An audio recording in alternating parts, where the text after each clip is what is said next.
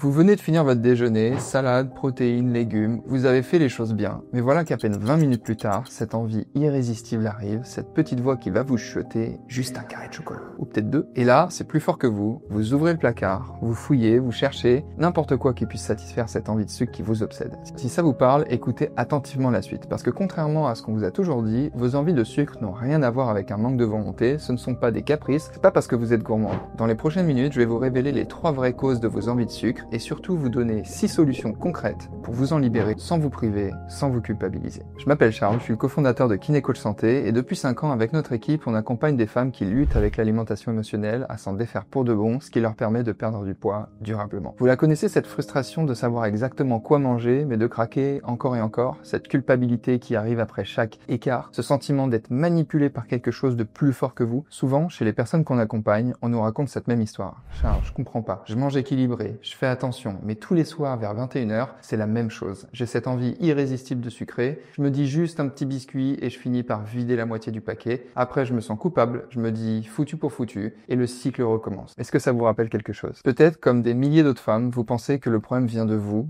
que vous manquez de volonté, que vous êtes faible face au sucre, mais la vérité, c'est que le sucre n'est pas votre ennemi, c'est votre relation avec lui qui pose problème. Première chose à comprendre, vos envies de sucre après les repas, c'est souvent le signal que votre corps manque d'énergie. Vous savez, on nous a tellement dit de faire attention, de manger léger, qu'on finit par ne plus manger assez à certains moments de la journée, ponctuellement bien sûr, sinon on serait pas en surpoids, et quand votre corps manque de calories dans la journée, il va réclamer de l'énergie rapide, le sucre et le gras. Du coup, on mange beaucoup trop sur les repas d'après, ou on craque entre les repas. Parce que forcément, on a facilement accès à de la nourriture et en plus de la nourriture qui est très calorique. Ça, c'est un mécanisme hérité de la préhistoire. Nos ancêtres avaient besoin de survivre, alors le cerveau a développé cette attirance pour le gras et le sucré, les aliments les plus caloriques. Et entre-temps, on a inventé des aliments qui n'existent pas dans la nature et qui nous donnent encore plus envie d'y revenir encore plus fort. Donc première leçon, si vous avez constamment envie de sucre, demandez-vous si vous mangez suffisamment et qualitativement pendant vos repas. Qualitativement, j'entends des protéines,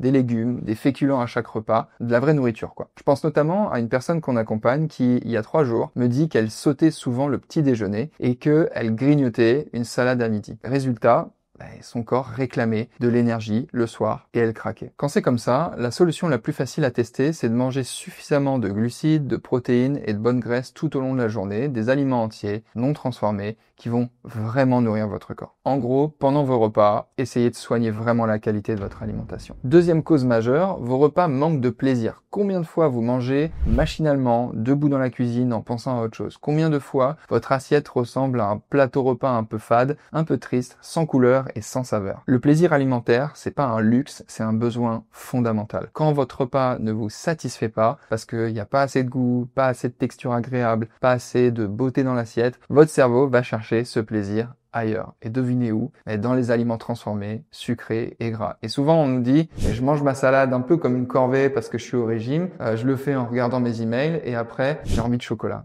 Ben oui, c'est normal. Et l'une des solutions pour pallier ça, qui est assez simple à mettre en place, c'est tout simplement de créer du plaisir dans votre assiette. Une salade, ça peut être super bon si on la prépare évidemment correctement. Pas juste avec 3 feuilles de salade et une demi-tomate et un peu de vinaigre. Non, avec des couleurs, des textures, des saveurs, des choses dans votre salade que vous aimez vraiment. Prendre le temps de manger consciemment, de savourer, c'est l'une des clés fondamentales pour réussir. Et voici la 3e cause, la plus importante, vous compensez un manque de plaisir global dans votre vie. Alors désolé, peut-être que ça pique un peu d'entendre ça, mais c'est souvent le cas des personnes qui souffrent d'alimentation émotionnelle. Réfléchissez une seconde. C'est quand la dernière fois que vous avez pris du temps pour vous? Vraiment pris du temps pour vous? Quand est-ce que vous avez fait quelque chose qui vous faisait vraiment plaisir?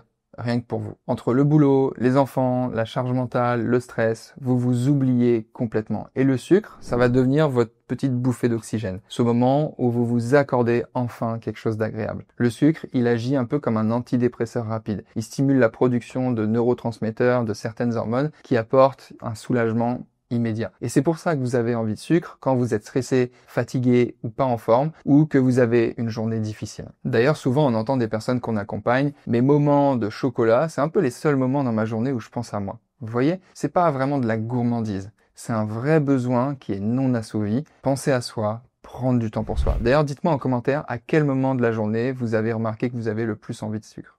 Peut-être que vous avez déjà essayé d'arrêter le sucre, vous avez fait des détox, supprimé tous les desserts et ça n'a fait qu'empirer. Et oui, plus vous diabolisez le sucre, plus vous allez le rendre attirant. Plus vous vous en privez, plus vous allez créer de la frustration autour et plus le craquage sera violent quand il arrivera. Il n'y a pas vraiment de dépendance au sucre de manière physiologique comme on voudrait nous le faire croire. Cette dépendance, elle est souvent émotionnelle, elle vient de votre relation restrictive avec la nourriture. Alors maintenant, voici mes 6 conseils pour vous libérer de ces envies compulsives de sucre. Premièrement, mangez suffisamment dans la journée. Des glucides au petit déjeuner, idéalement des glucides complexes comme du pain, des protéines à chaque repas, des bonnes graisses. Votre corps doit se sentir nourri. Deuxièmement, créez du plaisir dans votre assiette. Des couleurs, ajoutez de la texture, faites une présentation soignée, mangez consciemment, savourez chaque bouchée. Troisièmement, ajoutez des sources de plaisir quotidiennes. Faites-vous plaisir avec des choses que vous aimez vraiment. Un bain, une lecture, une promenade, une musique, appeler une personne que vous aimez. Votre cerveau a besoin de plaisir ailleurs que dans la nourriture. Quatrièmement, posez des limites claires. Apprenez à dire non aux autres pour préserver votre énergie. Vous ne pouvez pas donner infiniment de vous-même sans vous épuiser. Souvent, les personnes qu'on accompagne,